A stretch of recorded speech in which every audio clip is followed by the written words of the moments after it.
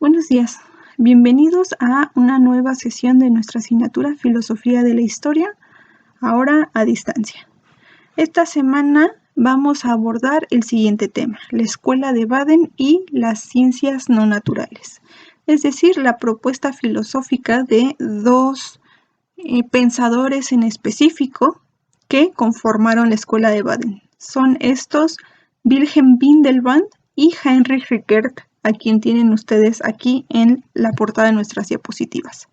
Vamos a abordar su propuesta que entra dentro del ámbito de la filosofía crítica de la historia, es decir, aquella reflexión filosófica que tiene por objeto de análisis a la historia en tanto disciplina de investigación, en tanto área de estudio, y se preguntan principalmente, entre otras cosas, por el estatus científico o no científico de la historia. Esto, por supuesto, lo recordarán ustedes de nuestras primeras sesiones, las primeras sesiones de este semestre, en las cuales precisamente habíamos abordado esta discusión que versaba en torno a la disyuntiva sobre el carácter científico o no científico de la historia. Esta discusión, recordarán, tiene su origen en la propuesta de Aristóteles, quien señalaba que la ciencia no se preocupa por lo particular en tanto particular, sino que la ciencia se interesa por lo particular únicamente como un medio para llegar a conocimiento de otro tipo. Un conocimiento que no versa sobre los individuos, sobre las circunstancias particulares, sino sobre lo general y en última instancia pretende apuntar hacia lo universal.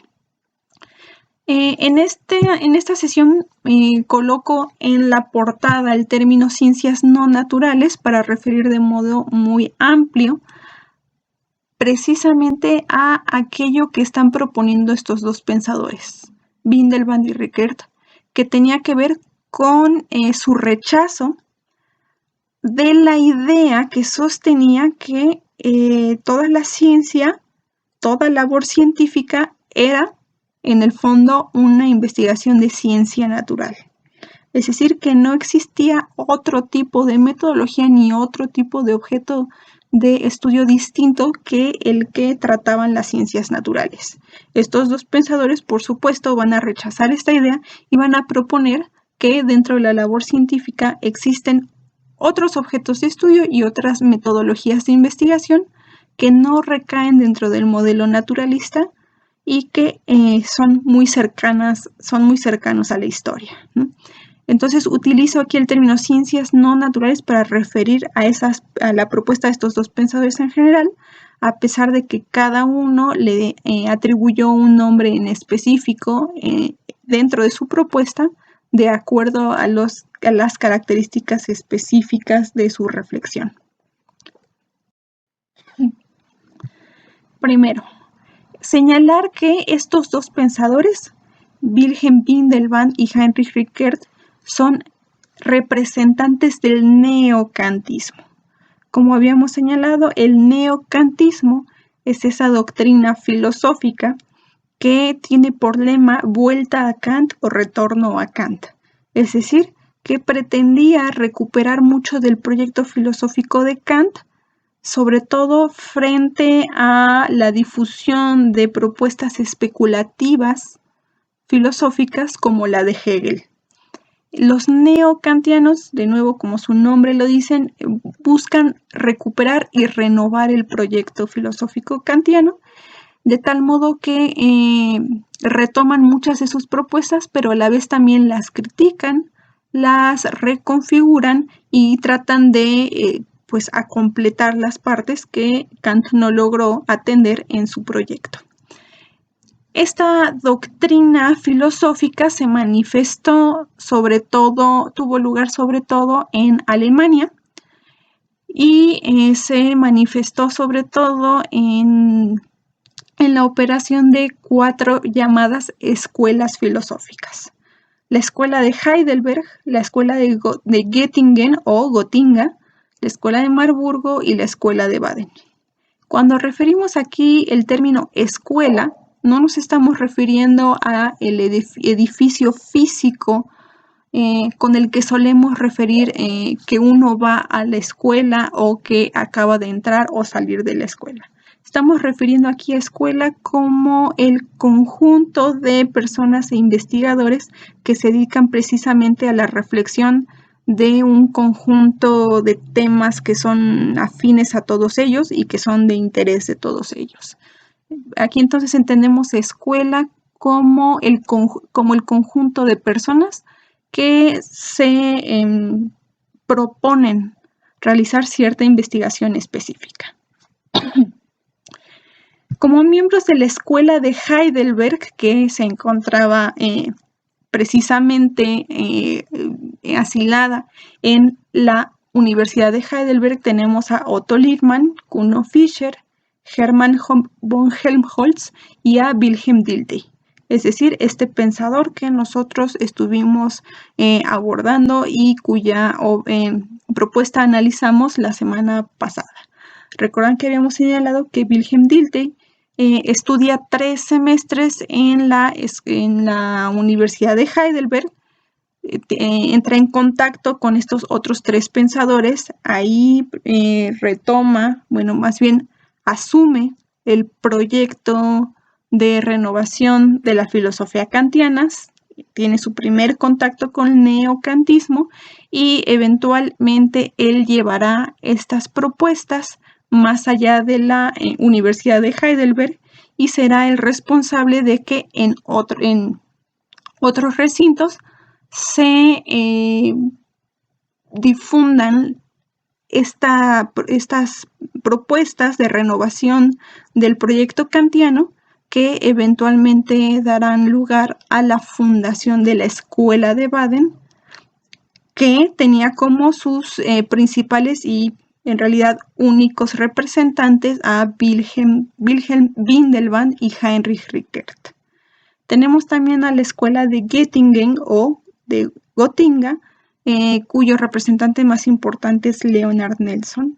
Y finalmente la escuela de Marburgo, que tiene como principales representantes a Hermann Cohen, me estoy dando cuenta que aquí me falta una R, Hermann Cohen, Paul Natorp, y también tiene a un pensador que era bastante más joven que los 2 anteriores y que en su momento se volverá muy importante en la historia de la filosofía, sobre todo en cuestiones de filosofía de la cultura.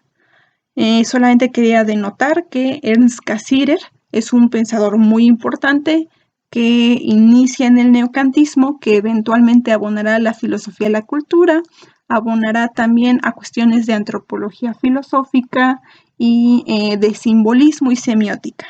Pero esto probablemente, si todo sigue como hasta ahora y Dios mediante, lo veremos el próximo semestre en filosofía de la cultura.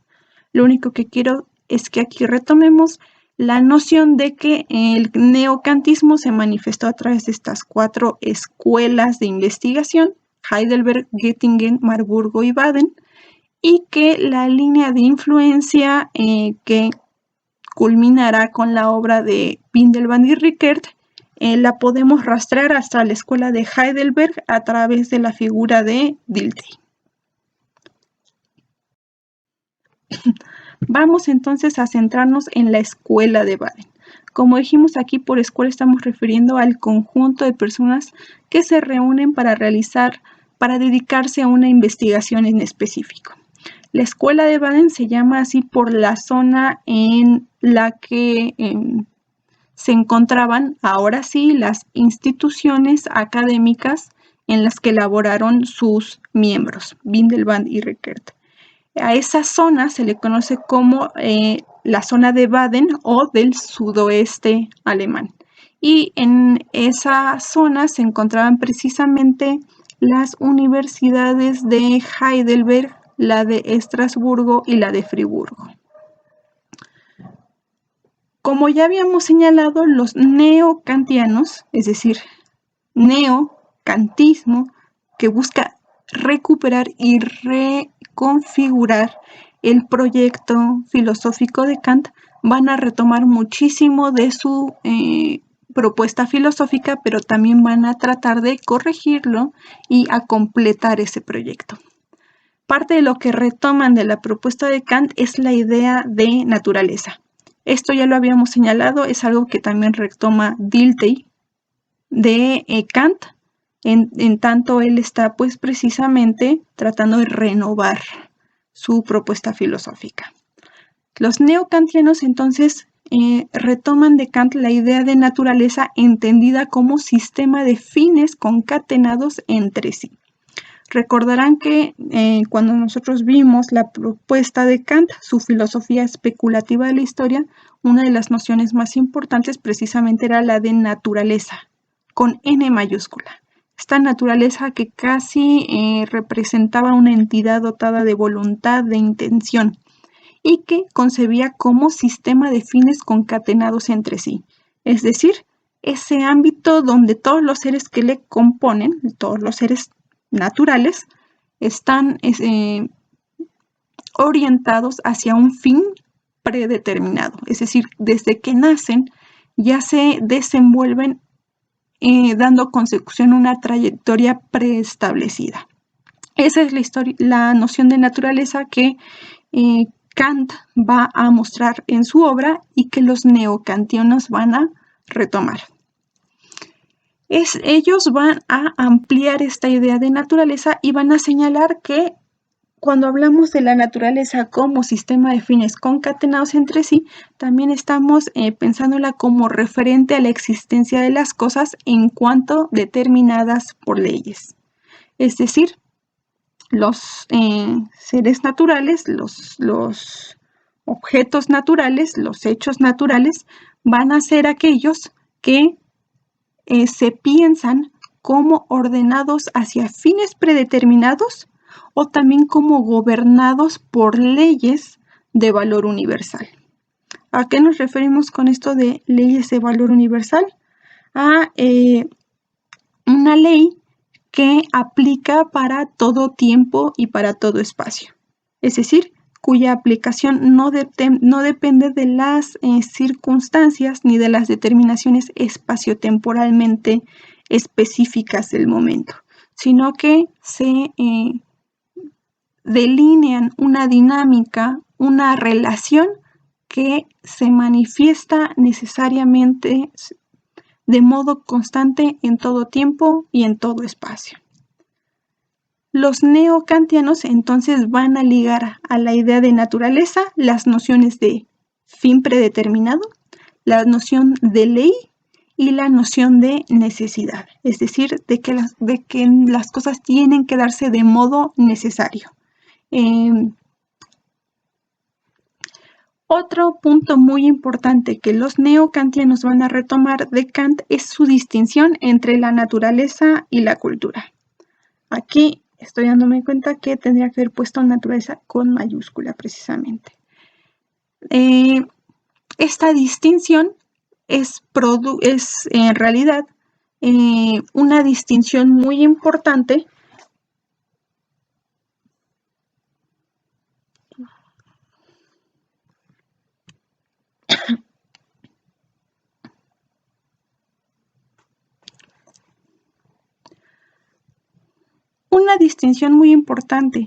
que los neokantianos van a aportar y que van a abonar a el proyecto filosófico kantiano es la distinción entre naturaleza y cultura.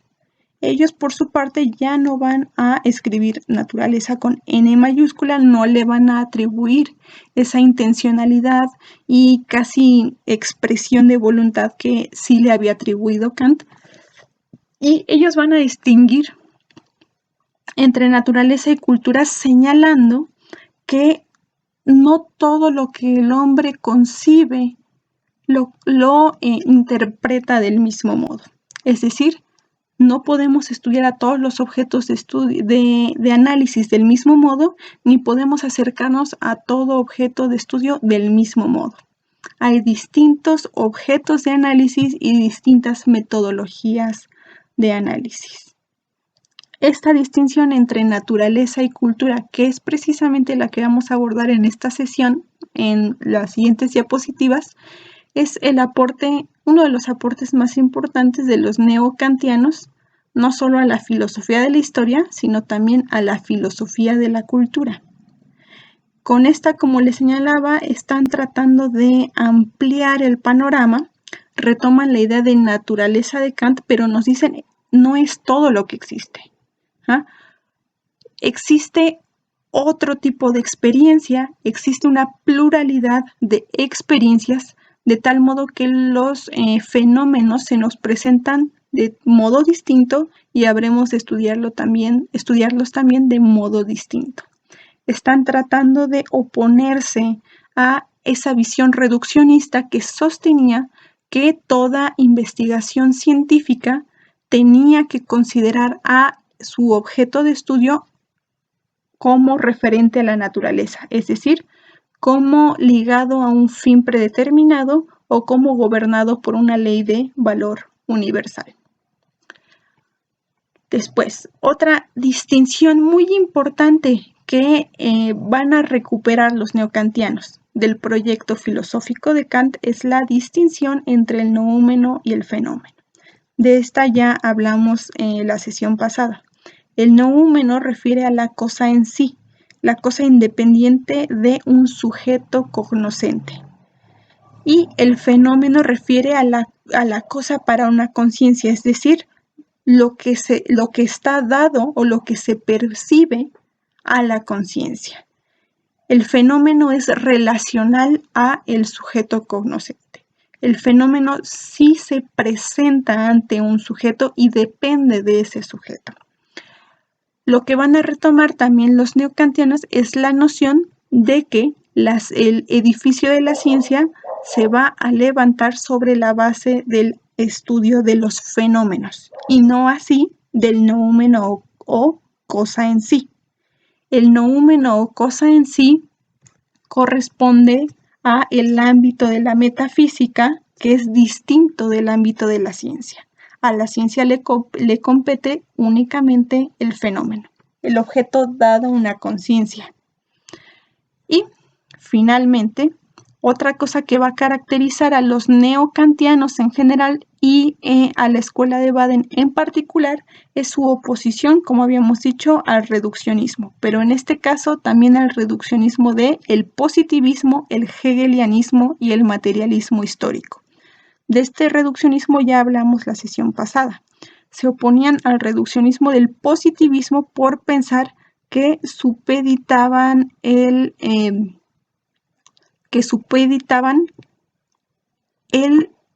la materia el espíritu a la materia. El hegelianismo supeditaba la materia al espíritu y el materialismo histórico, que es un producto de la reflexión filosófica de Karl Marx, que retoma muchos de los puntos importantes de la filosofía de Hegel, era, según ellos, también una visión reduccionista del mundo, en tanto sostenía que la materia era el principio fundamental de todo lo existente y que ésta se ordenaba de acuerdo a la noción de economía. Como señalamos anteriormente, fue Wilhelm Dilthey quien influyó importantemente sobre Windelband y Rickert, de tal modo que estos se sintieran impulsados a fundar la escuela de Baden o del sudoeste alemán. A esto se debe que lo consideren como su maestro y como uno de los representantes más importantes del neokantismo. Windelband y Rickert, a su vez, retomarán muchos de los puntos y propuestas de la filosofía de Dilthey, pero de igual modo criticarán también algunas nociones que ellos consideraban habían quedado incompletas. Lo que van a retomar de Dilthey es lo siguiente: el afán de señalar a lo histórico y lo cultural como objetos de estudio científico válidos y autónomos. Con esto, a lo que se refieren es que rechazan que la naturaleza sea el único objeto de estudio de la ciencia, sino que la labor científica también puede proponerse como objeto de estudio y de análisis a la realidad en tanto dotada de un carácter histórico y cultural. Y que este estudio de el ámbito de la cultura es válido y goza de validez científica y es autónomo frente al estudio de los hechos naturales. A Dilthey le van a criticar lo siguiente, que había distinguido los diferentes tipos de ciencia únicamente con base en el principio material, es decir, únicamente con base en el objeto de estudio. Aquí vale la pena que retomemos algo que habíamos señalado la sesión pasada. Recordarán ustedes en sus clases de secundaria, preparatoria e incluso de universidad que todas las asignaturas que ustedes llevaron inician con un análisis del objeto de estudio y el método de estudio que esa asignatura abordan. Es decir, si ustedes llevaron la asignatura de geografía, por ejemplo, el profesor en un primer momento lo que hacía era determinar que el objeto de estudio de la geografía era el cuerpo físico al que llamamos planeta Tierra, en sus distintas capas y estructura interna, y que su método de estudio era uno que buscaba determinar su constitución natural, los procesos y dinámicas que gobernaban el movimiento y la conformación de dicho cuerpo. Pues aquí estamos refiriendo a algo similar. Le critican a Dilthey el distinguir a las ciencias únicamente con base en el objeto de estudio, es decir, señalar que las ciencias de la naturaleza se conformaban por estudiar a los hechos de la naturaleza y que por su parte las ciencias del espíritu se distinguían de las anteriores por tomar como objeto de estudio a los hechos o fenómenos del espíritu. Windelband y Rickert le van a recriminar esto y le van a señalar que es necesario no solo atender al principio material, es decir, el objeto de estudio, sino también al principio formal, es decir, a el método de estudio con que labora esta o aquella ciencia.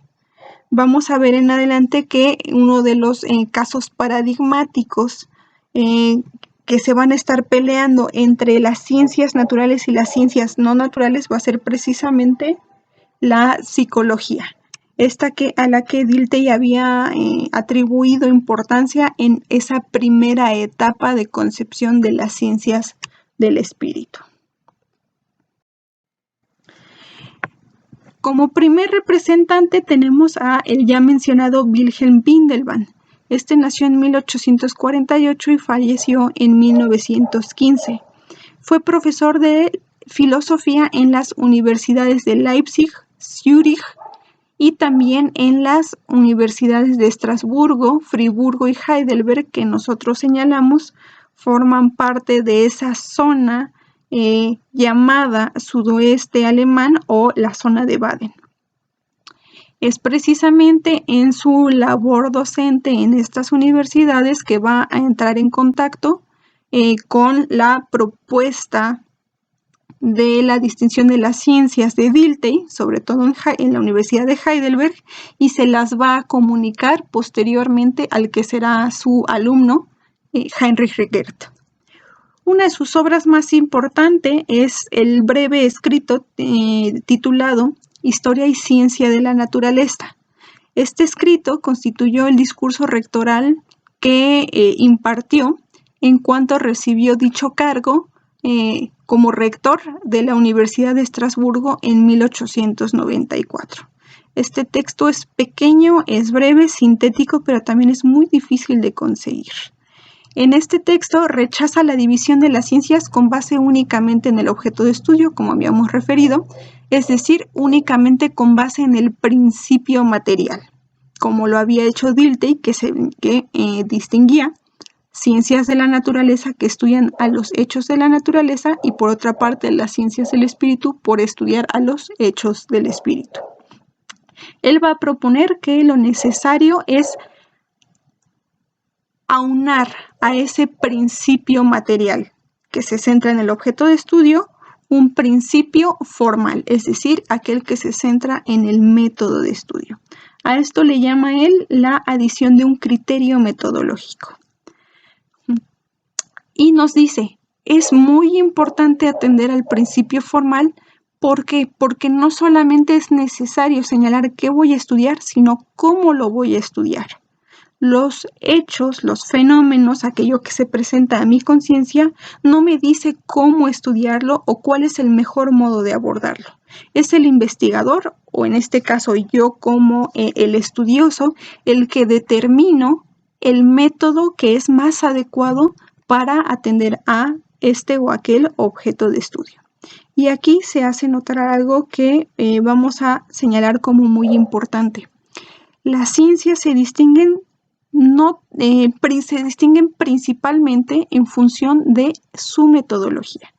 El objeto puede variar, puede ser reenfocado, puede ser atendido únicamente en uno de sus aspectos, pero lo que es más importante para caracterizar a una labor científica de modo particular es atender a el método. Y quien determina el método es el investigador de acuerdo a sus aspiraciones cognitivas, es decir, de acuerdo a lo que quiere lograr con esa investigación. ¿Qué es lo que quiero conocer de este o aquel objeto?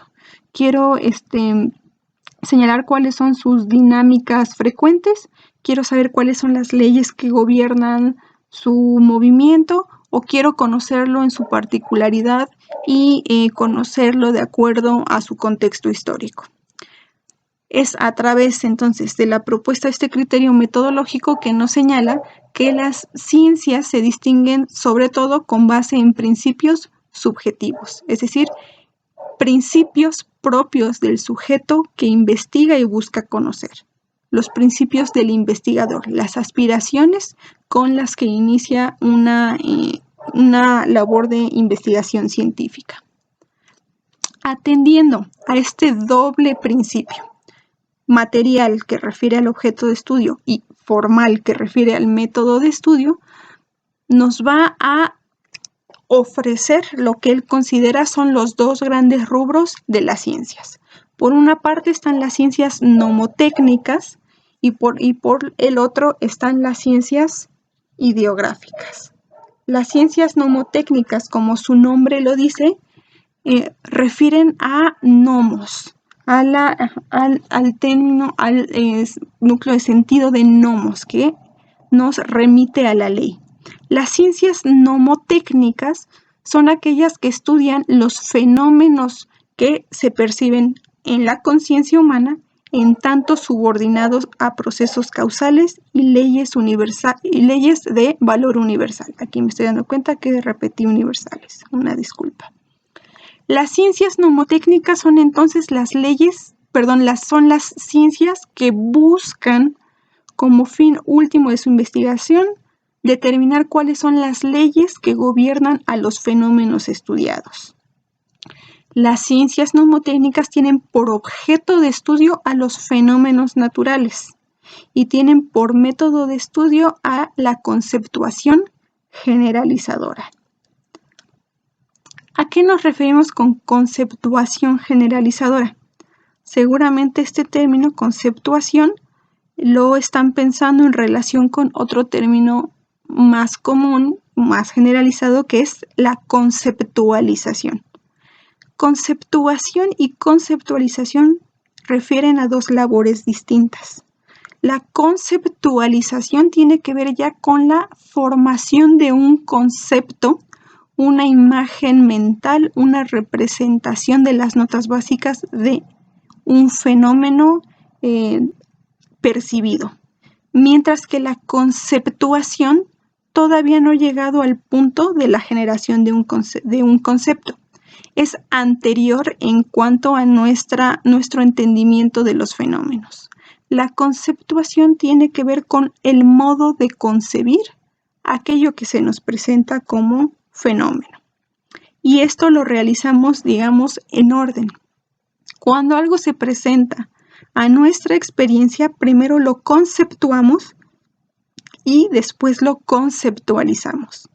Es decir, primero lo conceptuamos, lo concebimos de modo difuso de acuerdo a cierto interés propio, de acuerdo a cierta afinidad con nuestra personalidad, es decir, de acuerdo a qué queremos de él, si lo concebimos como algo útil, como algo que nos da deleite, como algo que nos es misterioso y queremos conocer, etc. Hay distintos modos de conceptuar a los fenómenos, distintos modos de concebir difusamente aquello que se nos está presentando a la experiencia.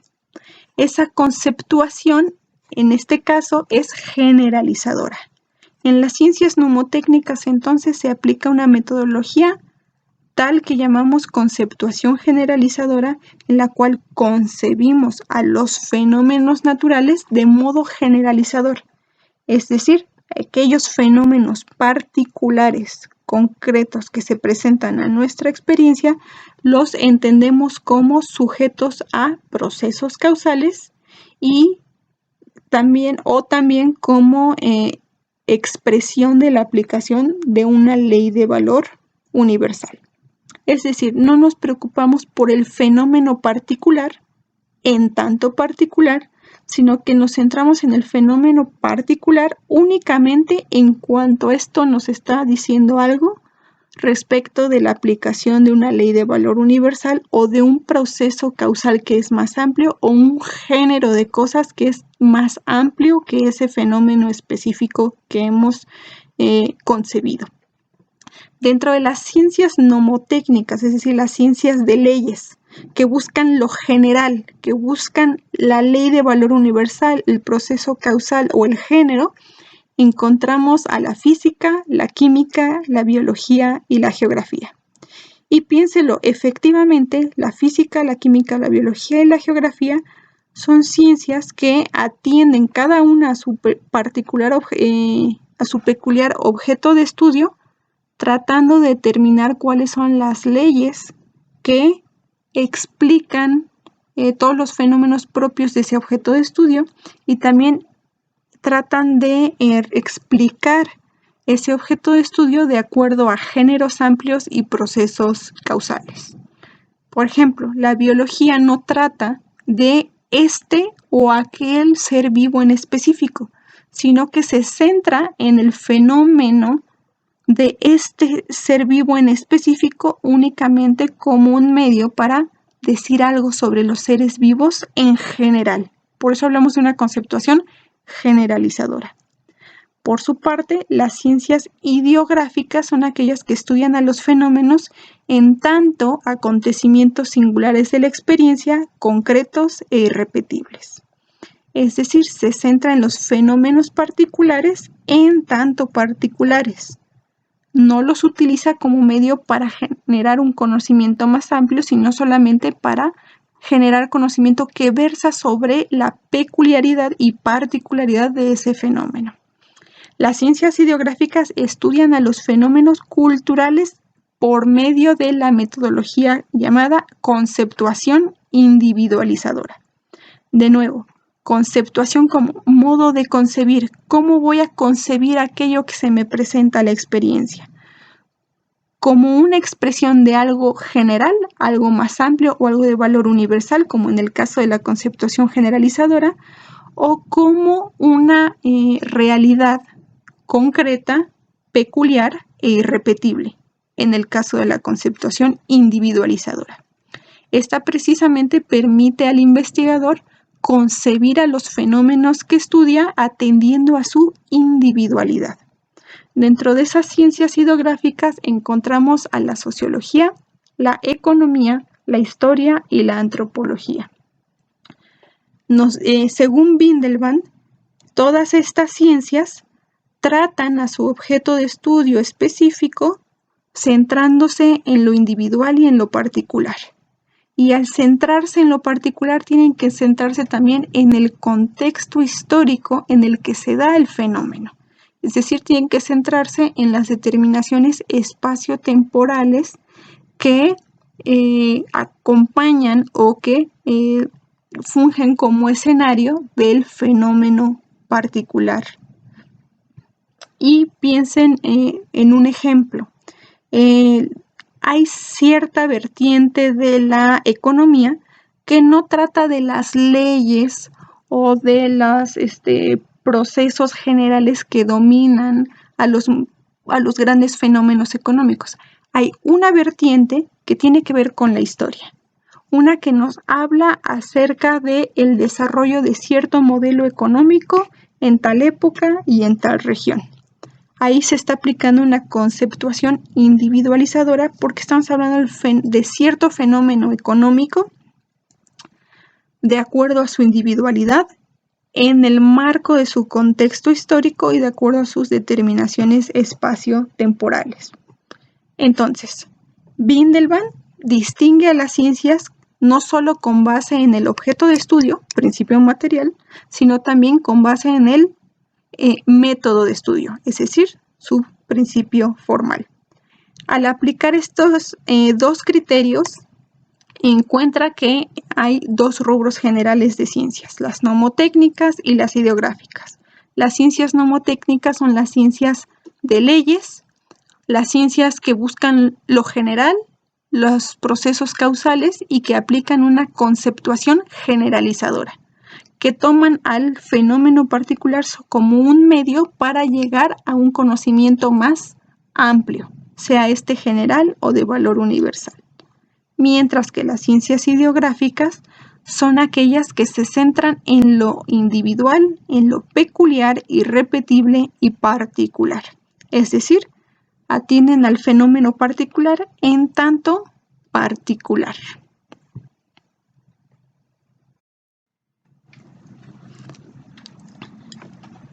Nuestra exposición de la propuesta de Wilhelm Windelband es bastante breve, ya que no es muy fácil encontrar ese pequeño escrito que referimos anteriormente y en realidad el aporte más importante de la escuela de Baden lo encontramos no tanto en Windelband como en Rickert. A este le vamos a dedicar mucho más tiempo. Rickert nació en Danzig en 1863 y falleció en Heidelberg en 1936. En 1884 ingresó a la Universidad de Berlín, donde tuvo sus primeros contactos con el proyecto filosófico kantiano. En 1885 se trasladó a Estrasburgo y ahí atendió a las lecciones de Wilhelm Windelband, el neokantiano que acabamos de ver en la diapositiva anterior, y Windelband fue para Rickert un maestro y un iniciador en el neokantismo. En 1884, Rickert se mudó a Friburgo por razones de salud. Y fue ahí que fungió como profesor de filosofía en la Universidad de Friburgo. Como habíamos señalado anteriormente, la zona de Baden o la zona del sudoeste alemán comprende las regiones donde se encuentran las universidades de Friburgo, Estrasburgo y Heidelberg. Es en este momento en el que está fungiendo como profesor en la Universidad de Friburgo que retoma su relación con Windelband ya no como maestro y alumno, sino como colegas y pares. Entre ambos van a fundar la Escuela Neokantiana de Baden, que dijimos los tiene a ellos como sus máximos representantes y también como sus únicos representantes. En 1915 fungió también como profesor de la Universidad de Heidelberg para rechazar al recién fallecido Windelband. Y va a ocupar este cargo hasta 1932, año en que se retira de la labor docente. Algo muy importante es que en este peregrinar por algunas de las universidades más importantes de Alemania va a tener contacto con algunos de los filósofos alemanes también más importantes y cuyos nombres seguramente ustedes van a reconocer fácilmente. Por ejemplo, Martin Heidegger. Heidegger fue su asistente, su alumno y su asesorado de tesis, de tal modo que podemos estar seguros de que Heidegger tuvo pleno contacto y conocimiento del proyecto neokantiano, por lo menos del neokantismo de Baden, y habrá dado consecución a algunas de sus propuestas. Durante este peregrinar, a través de las universidades alemanas, también tuvo contacto, como habíamos dicho, con Dilthey, quien sería uno de sus grandes maestros junto con Windelband.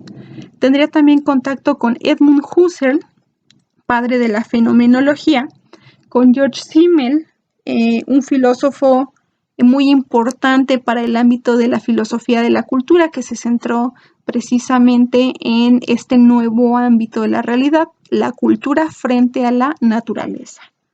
Tuvo contacto también con Max Weber, uno de los pensadores más importantes en los ámbitos de la sociología, la economía y los modelos económico-históricos. Y tuvo también contacto con Karl Jaspers, este filósofo también muy importante que reflexionó en torno a la historicidad y las repercusiones de esta nueva categoría en la concepción antropológico-filosófica. Algunas de las obras más importantes de Heinrich Rickert son las siguientes: El objeto del conocimiento de 1892, Las ciencias de la cultura y las ciencias de la naturaleza de 1892, de la cual ustedes ya han leído un pequeño extracto. Los límites de la formación de conceptos en las ciencias naturales de 1902 y la filosofía de la vida de 1920. En esta última podemos adivinar mucho de la influencia de Dilthey y su filosofía, que pretendía religar al hombre con la experiencia y con la vida. Ya hemos hablado acerca del principio material, es decir, uno de los dos principios por los que distinguimos a la ciencia según Rickert, y nos presenta dos objetos de estudio, la naturaleza y la cultura. Aquello que está privado del valor, al que no referimos el valor, que es la naturaleza, y la cultura, que es aquello a lo que atribuimos valor. Después, en cuanto al principio formal, es decir, en cuanto a el método de estudio que también tomamos en cuenta para distinguir a la ciencia, nos vamos a enfrentar a una dupla o binomio que ya no es naturaleza frente a cultura, sino ahora naturaleza frente a la historia. Aquí entonces se hace claro por qué esta reflexión es parte de la filosofía crítica de la historia, porque estamos hablando de método histórico, de la consideración de la historia como ciencia, etc. Nos dice Rickert, existen dos métodos de estudio. Por una parte, el método naturalista y por otro, el método histórico. El método naturalista es aquel que permite el estudio de los fenómenos en tanto se pretende subordinarlos a leyes universales, procesos causales y conceptos generales. El método naturalista solo acoge de los diversos fenómenos aquello que es común a una multitud, precisamente de fenómenos. En este tipo de método estamos encontrando la operación de una conceptuación generalizadora. Es decir, estamos aquí recuperando bastante de lo que nos había señalado Windelband en su propia distensión. Es decir, Rickert está aquí retomando de Windelband la idea de que hay ciertas ciencias que se enfocan en lo general, que buscan la relación con leyes universales y procesos causales y conceptos generales, que atiende a lo particular, y aquí estoy en la última parte de este punto, atienden a lo particular únicamente en tanto constituye un ejemplo o una expresión de un género más amplio o de la aplicación de una ley universal. Entonces, método naturalista es aquel que recoge lo común a una multitud de fenómenos.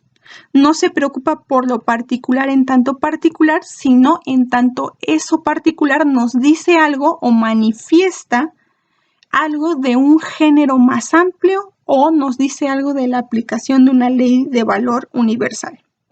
Aquí se aplica una conceptuación generalizadora porque el hombre está concibiendo a el objeto de estudio de acuerdo a una labor generalizadora que, como dijimos, no se centra en lo particular, sino en lo que guarda en común con otros fenómenos del mismo tipo. Por otra parte, el método histórico es aquel que se basa en la avaloración, como dijimos. Es aquel que permite el estudio del fenómeno, de los fenómenos, en tanto pretende enfocarse en su singularidad, unicidad e individualidad. Es decir, se quiere enfocar en lo que los distingue del resto de los fenómenos del mismo tipo, por lo que hay en ellos de valiosos. Aquí aplica una conceptuación individualizadora que busca lo particular en tanto particular y no busca, como el método naturalista, a lo particular solamente como un paso intermedio para llegar a lo general o lo universal. Espero que se note aquí cuál es la diferencia fundamental entre el método naturalista y el histórico. El método naturalista toma a lo particular solamente como medio para llegar a lo general o universal. Se centra en lo común que comparte una multitud de fenómenos, mientras que lo histórico se centra en lo particular en tanto particular.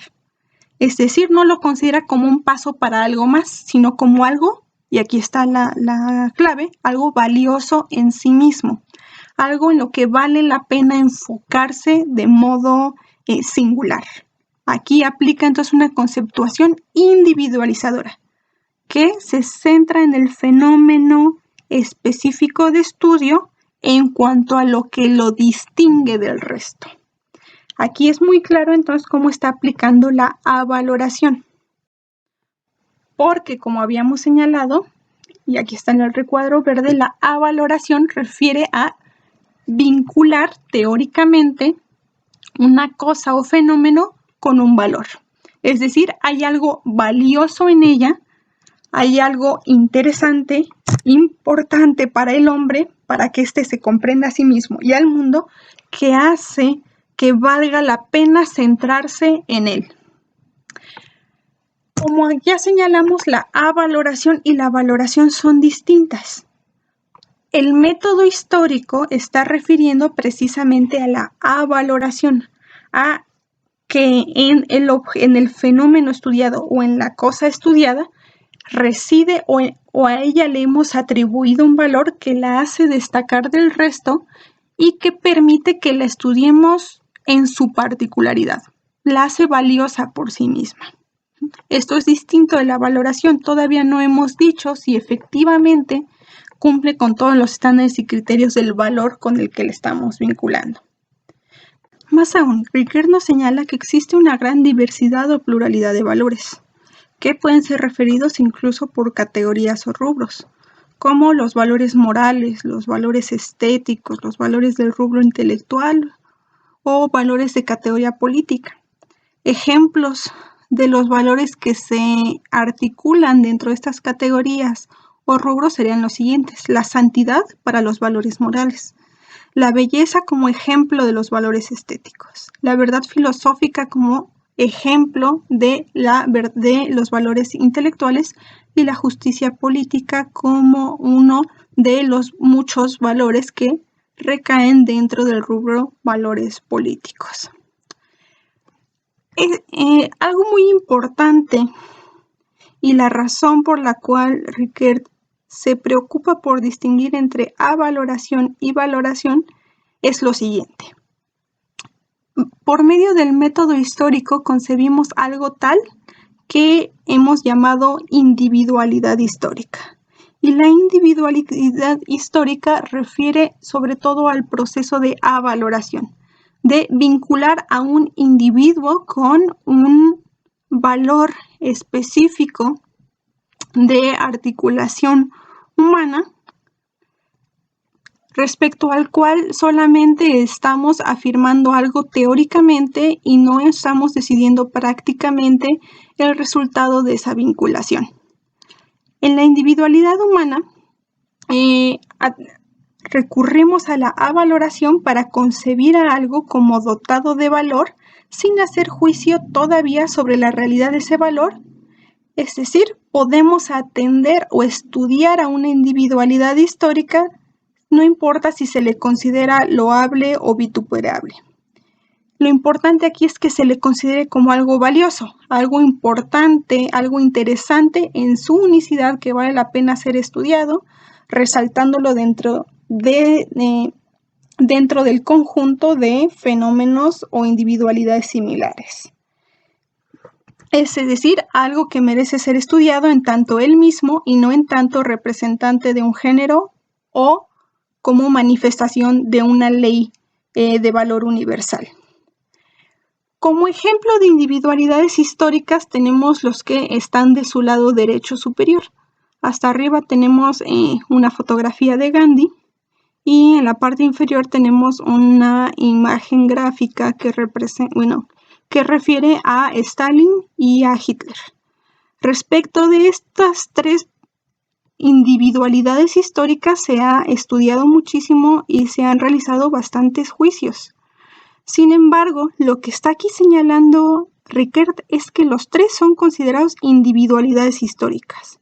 Es decir, como en este caso fenómenos particulares de la actividad humana que merecen ser estudiados en sí mismos, que valen la pena ser investigados en tanto ellos mismos y no como representantes ni del género humano, ni representantes de la actividad política, ni tampoco como si sus acciones fuesen resultado de la aplicación de una ley de valor universal.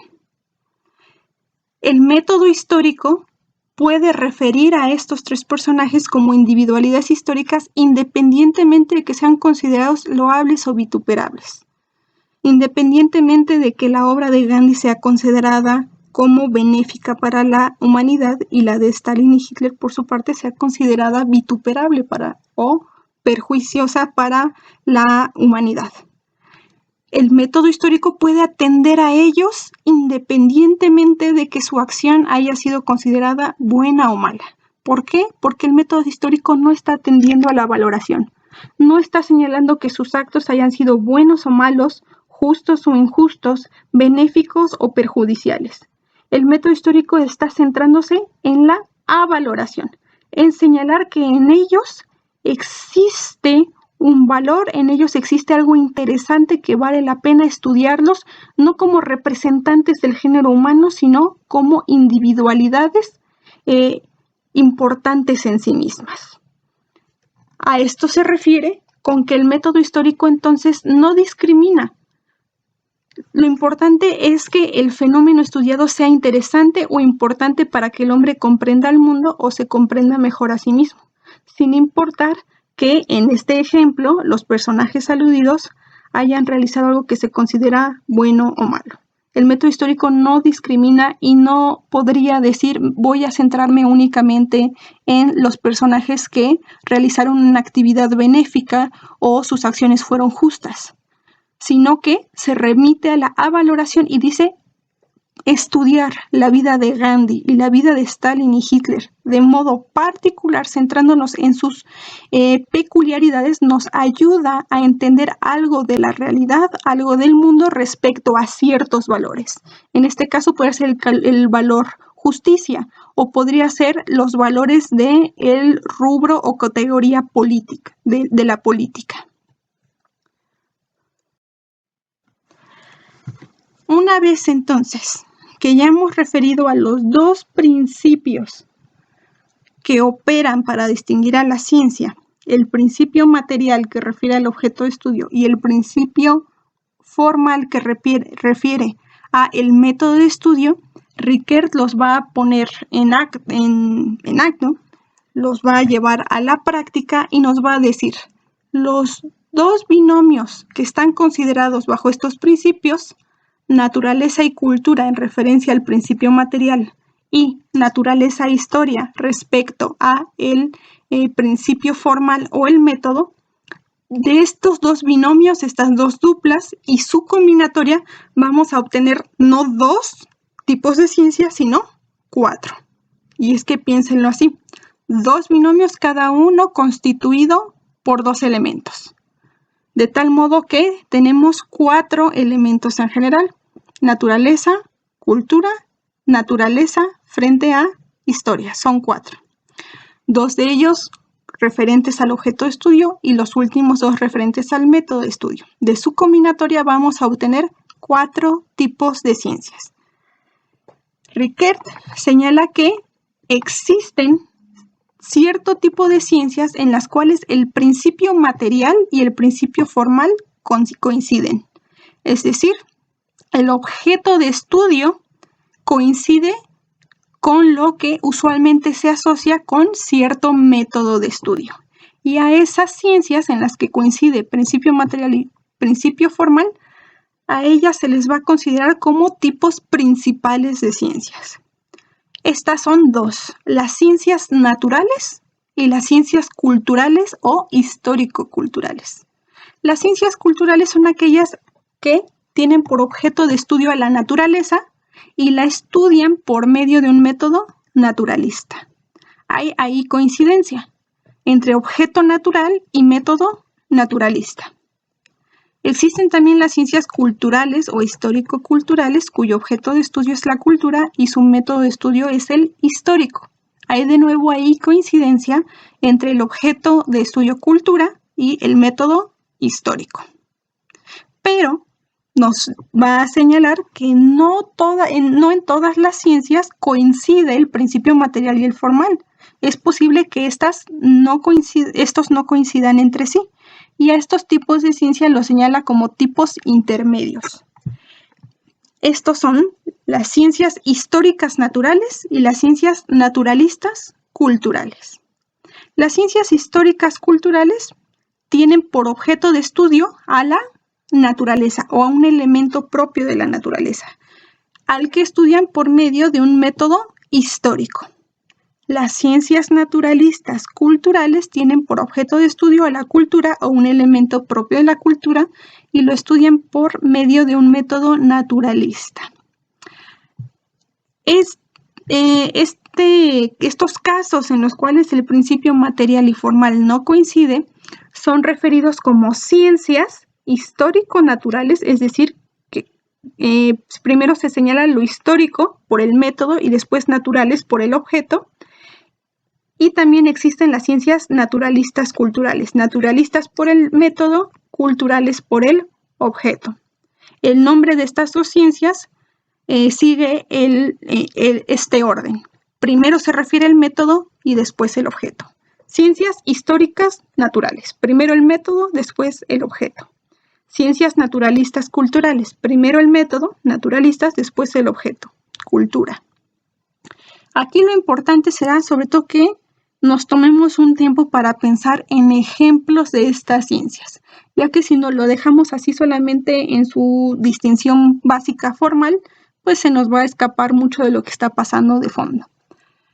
Iniciemos con los tipos principales de ciencias. Piensen ustedes cuál será un ejemplo de una ciencia natural que estudia que tiene como objeto de estudio a la naturaleza o un elemento de la naturaleza y lo estudia por medio del método naturalista. Si quieren pueden pausar el video y piénsenlo. Una ciencia natural estaría refiriendo a un objeto de estudio que sea propio de la naturaleza, es decir, a un producto entregado a su propio crecimiento, brotado de la tierra, en el cual no interviene la mano humana, no interviene el cultivo o el cuidado humano y que no está referido a un valor. Las ciencias naturales también estudian a ese objeto de investigación por medio de un método naturalista, es decir, atendiendo a lo que tiene de común con otros fenómenos similares, buscando generar en última instancia leyes de valor universal, referir el fenómeno particular a procesos causales o a géneros más amplios. El ejemplo paradigmático de las ciencias naturales siempre ha sido el mismo, la física. A la física se le considera la ciencia natural por antonomasia. Y recuerden ustedes cuando llevaron esta asignatura en la secundaria, en la prepa y creo que incluso en la primaria. Esta siempre era una de las más importantes, una de las más difíciles a veces, precisamente por su carácter formal. La física estudia el movimiento e interacción entre los cuerpos físicos. Su objeto de estudio es parte de la naturaleza porque está atendiendo a la dinámica entre los cuerpos físicos en tanto no están siendo intervenidos por la mano humana y en tanto no están siendo referidos a un valor específico que diga este movimiento físico es más importante que aquel. A todos los trata como ejemplos de la aplicación de una ley universal o como ejemplos de cierto tipo genérico de fenómenos. La física estudia esos movimientos y dinámicas entre los cuerpos físicos a través de una metodología naturalista, tratando de descubrir las leyes de valor universal que los gobiernan, tratando de determinar los conceptos y los géneros bajo los cuales se puede entender y ordenar ese movimiento de los cuerpos físicos y entendiéndolos como sujetos a procesos causales. La física es la reina de las ciencias naturales precisamente por su amplitud y por su formalidad. Seguramente recordarán que cuando ustedes llevan la asignatura de física, sobre todo a partir de la secundaria, trataba mucho con fórmulas, con números, con unidades métricas, etc. En cuanto a las ciencias culturales o histórico-culturales, traten de pensar en un ejemplo de una ciencia que tenga por objeto de estudio la cultura o un elemento de la cultura, es decir, una realidad objetiva o un fenómeno que haya sido intervenido por el hombre, que sea cuidado, cultivado o incluso producto de la acción humana y que esté referido a un valor, es decir, que el hombre lo haya intervenido o producido por considerar que era valioso. Piensen también que esa ciencia cultural tendrá que atender a ese objeto de estudio por medio del método histórico, es decir, centrándose en lo que tiene de particular y de singular, no refiriéndolo a lo general o universal, sino atendiendo a lo que le es propio. El ejemplo paradigmático y el más importante de las ciencias culturales o histórico-culturales será precisamente la historia. Por eso, este planteamiento por parte de Rickert, junto con el resto de los neokantianos que hemos visto, Windelband y Dilthey, es parte de la filosofía crítica de la historia que está analizando si la historia tiene un estatus científico o no y en qué sentido lo tiene. La historia es la ciencia cultural, según los neokantianos, por antonomasia. ¿Por qué? Porque atiende principalmente a un elemento de la cultura o a la cultura. ¿Y por qué la atiende por medio del método histórico? Ustedes recordarán que nosotros habíamos dicho a inicio de semestre, la historia es la investigación compleja y profunda del pasado humano y del escenario natural, de los fenómenos naturales, solamente se interesa en tanto están relacionados con el hombre. En realidad, la historia se centra en la actividad humana, en las actividades del pasado que fueron producto de la voluntad humana y las estudia por método de un método histórico, es decir, centrándose en su particularidad, en su individualidad, tratando de interpretar cada una de las acciones humanas del pasado de acuerdo a su contexto histórico, señalando por qué son valiosas e interesantes. ¿Por qué? Por ejemplo, la vida de Gandhi es importante para que entendamos la lucha por la paz y la tolerancia. ¿Por qué el estudio de individualidades históricas como Stalin y Hitler, independientemente de que sean vituperables o loables, en el caso de Gandhi, es importante para entender el siglo XX, el siglo XX y la contemporaneidad humana? Aquí estamos poniendo ejemplos en los cuales el objeto de estudio es cultural. En este caso incluso estamos refiriendo a seres humanos, que por supuesto son cultivados y considerados importantes por el hombre y son estudiados por un método histórico atendiendo a su unicidad, a su particularidad sin necesidad de referirlos a géneros más amplios. La historia no estudia a Gandhi como un ejemplo del género humano, lo estudia por los actos específicos que realizó y por la importancia específica que tuvo en su tiempo y hasta la actualidad. Hasta aquí vamos bien. Las ciencias naturales y las ciencias culturales son los tipos principales de ciencias según Rickert y son también las más fáciles de comprender. Lo importante viene cuando estamos pensando sobre todo en los tipos intermedios de ciencias, aquellas en las que el principio material y el principio formal no coinciden. Dentro de este tipo intermedio de ciencias encontramos a las ciencias históricas naturales y las ciencias naturalistas culturales. Traten de imaginar cuál sería un buen ejemplo de una ciencia que tiene por objeto de estudio a un elemento de la naturaleza, a un fenómeno propio de la naturaleza y lo estudia por medio de un método histórico, es decir, ateniéndose a su singularidad, a su unicidad.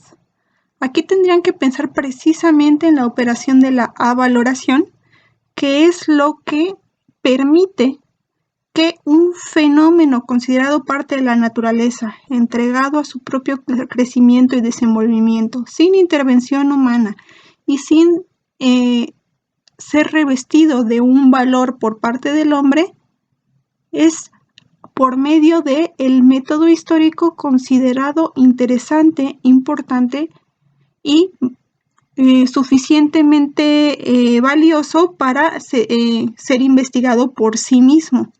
Es decir, que en él se encuentra algo que llama la atención del hombre y que le permite hacerlo destacar dentro del resto de los fenómenos del mismo tipo o de las cosas del mismo tipo. Un ejemplo de esto sería la historia de la astronomía. Nosotros sabemos que la astronomía es una ciencia autónoma en sí misma. En realidad, la astronomía, ella sola, constituye una ciencia natural que estudia un objeto natural por medio del método naturalista. Pero, ¿qué pasa cuando de modo conjunto y vinculado nos atenemos a la historia de la astronomía como una ciencia hermana? Es decir, que va a versar sobre la astronomía, pero ahora por medio del método histórico. La historia de la astronomía es precisamente un buen ejemplo porque atiende un objeto de estudio que es propio de la naturaleza o un elemento de la naturaleza, en este caso, los cuerpos físicos celestes, su constitución, su dinámica, su evolución, etcétera, como es el caso de los cometas, que les pongo del lado izquierdo inferior. Pero la historia de la astronomía atiende a este objeto de estudio, a esos cuerpos físicos celestes por medio de un método histórico, es decir, por medio de la valoración que permite al investigador, al historiador de la astronomía, de centrarse en uno o unos cuantos fenómenos de estudio por sobre el resto de los fenómenos que le son similares. En este caso, la historia de la astronomía podría centrarse incluso en fenómenos tales como el cometa Halley, que aquí les pongo de ejemplo que destaca entre el resto del género de los cometas, es decir, destaca entre todos los fenómenos similares que comprendemos como cometas por sus características particulares. En este caso, porque el cometa Halley en su movimiento describe una trayectoria tal que es visible desde la Tierra cada determinado número de años. El cometa Halley es visible desde la Tierra periódicamente y es precisamente esa relación específica con el hombre que ha permitido que se le atribuya un valor, se le atribuya una singularidad tal que vale la pena estudiarlo a él de modo destacado entre el resto de los cometas y entre el resto de los cuerpos físicos celestes. Aquí, como se dan cuenta, estamos atendiendo a su singularidad, a su unicidad, a su particularidad. Y estamos centrándonos en el cometa Halley, por lo que le es peculiar y distintivo, y no pensándolo únicamente como ejemplo de un género más amplio, el género cometas, o como la expresión de la manifestación de una ley de valor universal. Aquí estamos atendiendo a sus cuestiones particulares.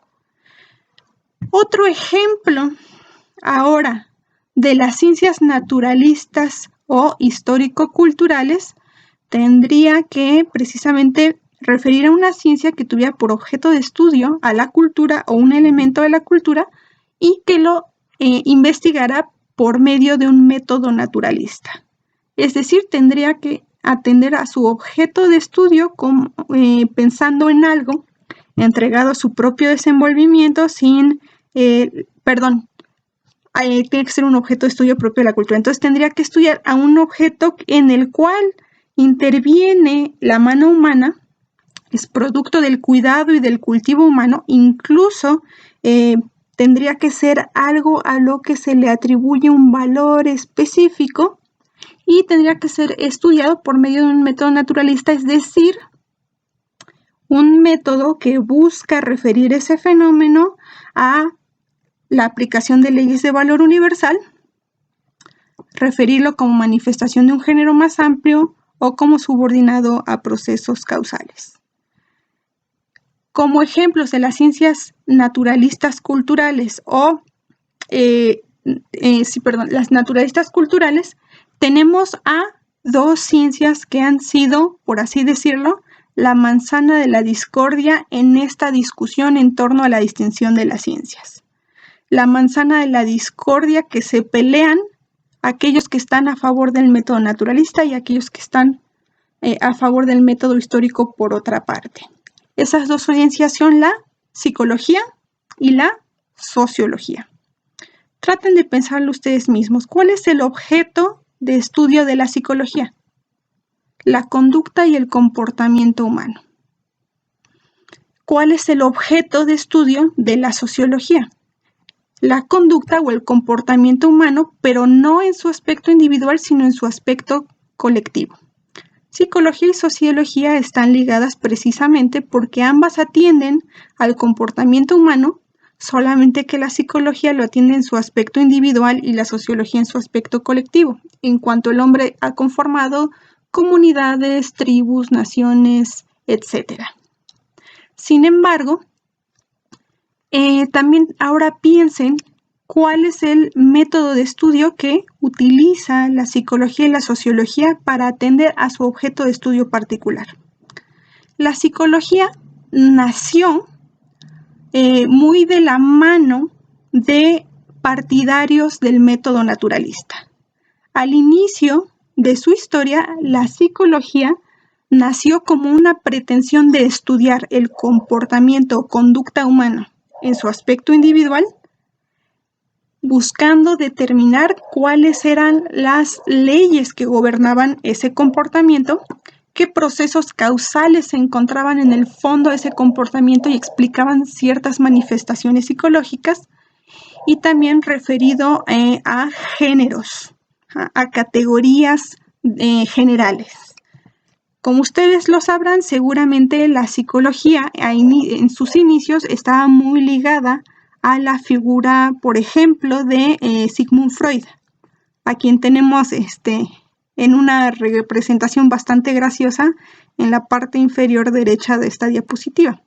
Ustedes recordarán a Sigmund Freud, ¿no? El padre del psicoanálisis, de quien se retoma esta idea de que el yo se divide en distintos estratos o capas, que no manifestamos todo lo que es propio de nuestro yo y que es posible atender a esas capas inferiores por medio del psicoanálisis, de esta reflexión, de este diálogo que se da entre psicoanalista y el psicoanalizado, que casi siempre lo representan acostado en un diván, ¿no? En este silloncito largo que tenemos en la imagen de la parte inferior derecha.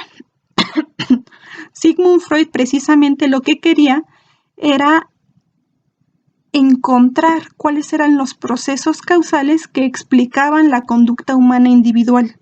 Y en el psicoanálisis buscaba símbolos, signos, datos que refirieran las conductas objetivamente apreciables, las conductas externas del hombre, como referidas a una causa interna. Es decir, la conducta era el efecto y la causa interna, psicológica, era la causa. De tal modo que empezó a generar patrones, o empezó a proponer patrones de explicación de la conducta humana individual. Pensaba únicamente en lo que era común en las distintas manifestaciones psicológicas de los distintos individuos, y esa psicología en su origen, en su etapa temprana, entonces estaba ligada a un método naturalista. Se pensaba que la conducta humana individual estaba sujeta a procesos causales y que seguramente de algún modo también estuviera gobernada por leyes de valor universal. Es decir, lo que hacíamos los distintos individuos no era otra cosa más que la puesta en práctica, la aplicación de una ley de valor universal que aplicaba tanto para nosotros como para otros casos, como para la conducta de otros individuos. Asimismo, esto sucedió con la sociología. La sociología también nació como un estudio del comportamiento humano colectivo, estudiado por medio de un método naturalista. Ustedes recordarán, nosotros lo vimos hace 2 sesiones, que la sociología nace de la mano de Augusto Comte. Es Comte precisamente quien acuña este nombre, sociología, y funda a la ciencia sociológica, precisamente con la pretensión de determinar las leyes de valor universal que gobernaban el comportamiento humano colectivo. Es decir, ustedes lo recordarán, esa ley de los 3 estados era precisamente la ley de valor universal que describía cómo tenían que desarrollarse los hombres en su aspecto colectivo, cómo las naciones tenían que evolucionar para alcanzar su estado más perfecto. De tal modo que psicología y sociología nacieron como ciencias naturalistas culturales, es decir, como ciencias que retomaban un objeto de estudio cultural por medio de un método naturalista, es decir, buscando la ley, buscando lo común, buscando el proceso causal y buscando cómo remitirlos a géneros amplios. En la actualidad, la sociología y la psicología ya no siguen esta metodología naturalista. Si ustedes tienen contacto con alguien que haya estudiado psicología, sociología o les ha interesado alguno de estos ámbitos de estudio, seguramente sabrán que en la actualidad la psicología y la sociología han adoptado ya un método histórico. Es decir, atienden a su mismo objeto de estudio, pero ahora no buscan lo común, sino lo particular, lo individual de cada caso. En la actualidad, la psicología sigue atendiendo a su objeto de estudio, que es el comportamiento humano individual, buscando lo que le es singular atendiendo a lo que le es particular por medio de un método histórico. Los psicólogos actualmente dialogan con aquellas personas a las que están buscando ayudar, no remitiendo su caso a patrones comunes o al caso de otras personas, sino tratando de comprender las manifestaciones y la conducta de esa persona de modo interno, es decir, de modo que tenga sentido desde las ideas, valores y los ideales de esa misma persona a la que están ayudando. Es decir, se centran en su singularidad, en su unicidad y tratan de leer esas manifestaciones de acuerdo al contexto histórico inmediato de esa persona. Es decir, le preguntan acerca de su familia, de sus amigos, de su formación, de cómo fue su vida en la infancia, pero se están preocupando por la vida particular de esta persona y no están diciendo, lo que esta persona me manifiesta o me está diciendo es completamente igual a lo que le sucedió a todo este otro conjunto de personas, de tal modo que aquí puedo señalar que hay un patrón común y entonces ya sé cómo va a desenvolverse en el futuro esta persona a la que estoy ayudando. No, en la actualidad la labor psicológica descansa sobre el tratamiento de los individuos en específico. Asimismo, la sociología en la actualidad ya no es considerada una ciencia naturalista cultural. Ya no se trata a su objeto de estudio, que es el comportamiento humano colectivo, por medio de una metodología naturalista, sino ahora por medio de una metodología histórica. Ahora no se piensa que la evolución de todas las naciones y de todos los pueblos tiene que atravesar las mismas etapas. Ya no se piensa, como lo hizo en su momento Comte, que todas las naciones tienen que atravesar los 3 mismos estados, siguiendo la misma serie y la misma trayectoria. Ahora, cuando analizamos a esta o aquella nación, cuando investigamos sobre este o aquel pueblo, si estamos tratando, por ejemplo, a el pueblo purépecha, no lo entendemos como sujeto a leyes, como gobernado por procesos causales, o lo referimos a lo que es común con otros pueblos. Atendemos al pueblo purépecha de acuerdo a su contexto histórico inmediato, de acuerdo a sus particularidades y sus elementos singulares. Esto solamente lo refiero para que quede claro por qué la psicología y la sociología son precisamente estas manzanas de la discordia. Nacieron como ciencias que adoptaban una metodología naturalista, a pesar de que en la actualidad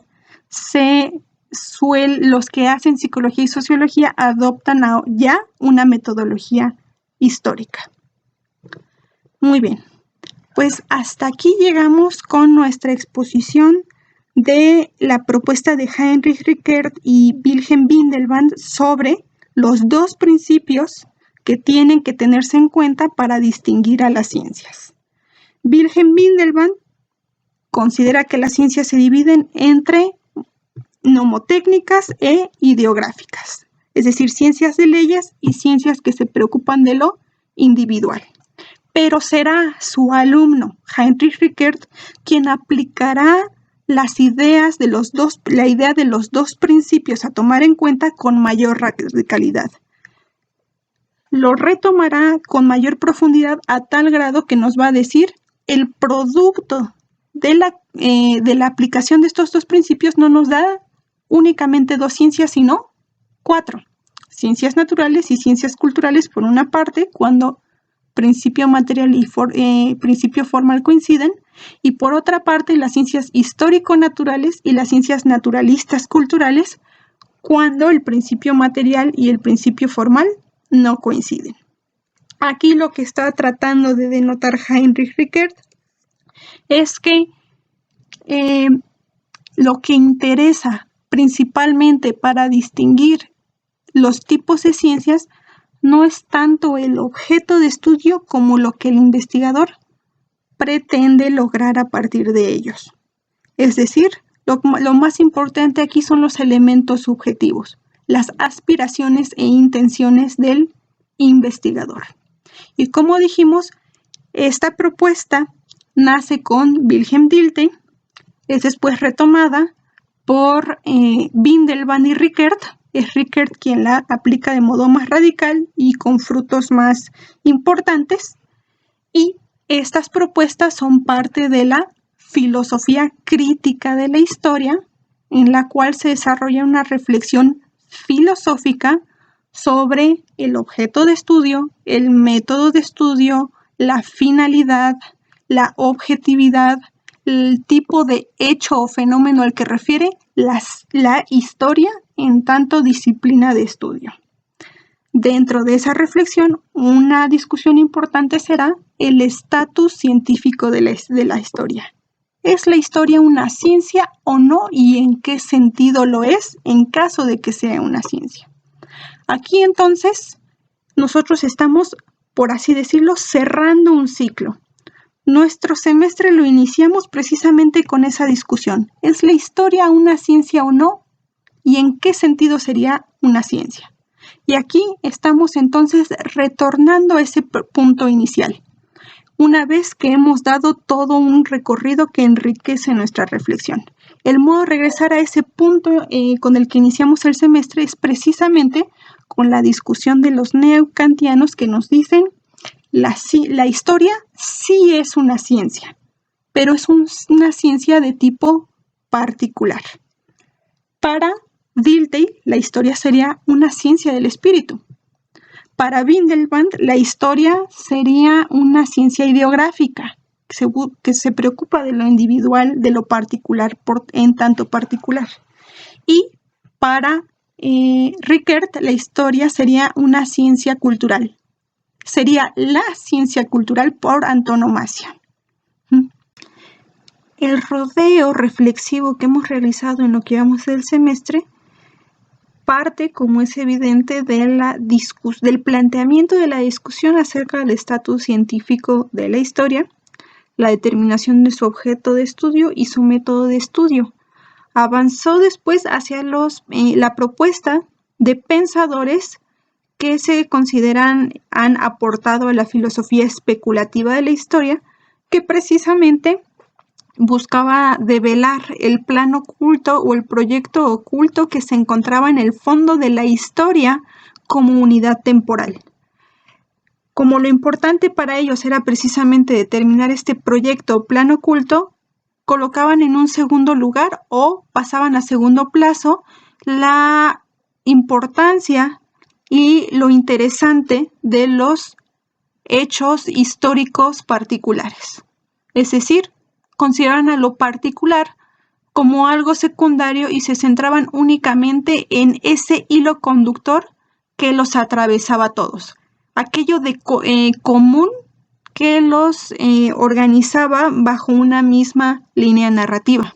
Como se dan cuenta, esto es opuesto a lo que después realizarán, sobre todo en siglo XIX, los filósofos críticos de la historia, quienes desarticulan, critican y rechazan a la vertiente especulativa y señalan que la filosofía frente a la historia no tiene que preguntarse por un plan oculto o por la ley que ordena a los hechos históricos, sino que tiene que preguntarse por la naturaleza y el tipo de conocimiento que genera la historia como una disciplina de investigación y en específico como una ciencia.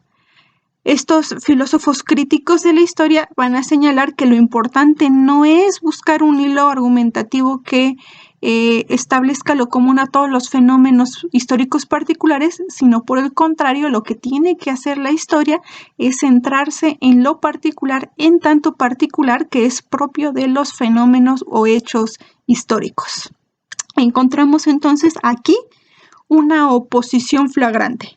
La filosofía especulativa de la historia, de fondo, está buscando lo común, aquello que enlaza a todos los fenómenos históricos particulares, mientras que los filósofos críticos de la historia rechazan esa idea y plantean que la historia tiene que atenerse a lo individual, a lo particular y a lo singular, que tiene que centrarse en lo particular, en tanto particular como algo importante en sí mismo, no como un medio para llegar a conocimiento de otro tipo, general o universal.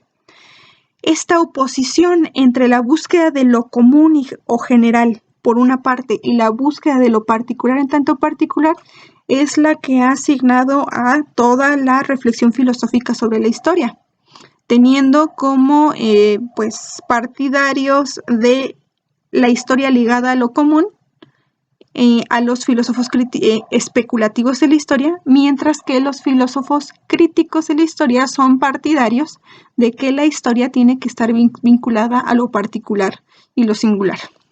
Esta última vertiente, la de la filosofía crítica de la historia, es la que opera hasta nuestro tiempo, es la que sigue siendo válida, la que sigue operando, la que se sigue realizando por parte de los pues, filósofos renombrados, y en realidad la filosofía especulativa de la historia ha sido ya pues derogada como poco actual y como no vigente para la reflexión de los problemas de nuestro tiempo. Muy bien, hasta aquí entonces terminamos con nuestra exposición acerca de la Escuela de Baden y su reflexión sobre las ciencias no naturales. Llegamos aquí también al final de nuestra reflexión sobre la propuesta de los neokantianos en referencia a la historia. Recuerden, estos neokantianos fueron Dilthey, Windelband y Rickert.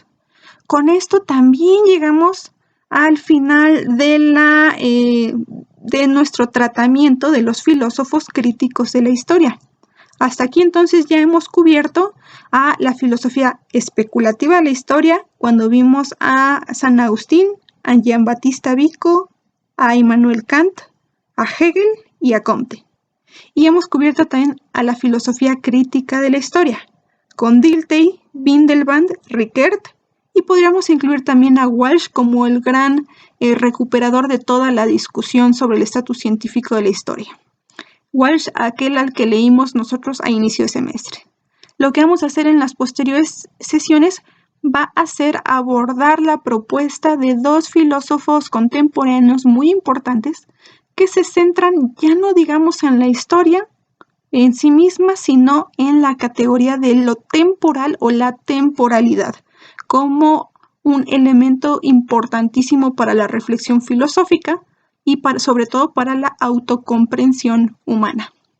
Esos pensadores son dos, Martin Heidegger y Gadamer.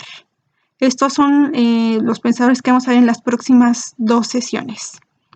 Muy bien, pues les agradezco mucho su atención.